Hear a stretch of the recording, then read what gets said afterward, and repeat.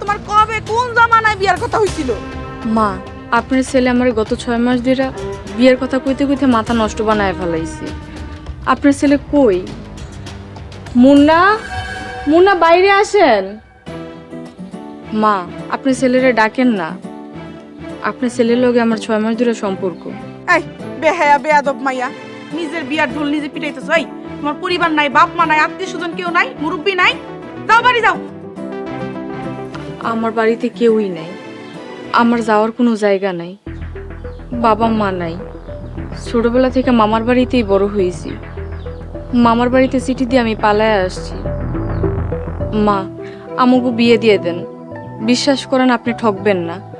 আমি লেখাপড়া জানি, ঘরের কাজকাম সবকিছু জানি। এই চুপ করো, যাও বাড়ি থেকে বাইরো, বাইরেও কইতাছি।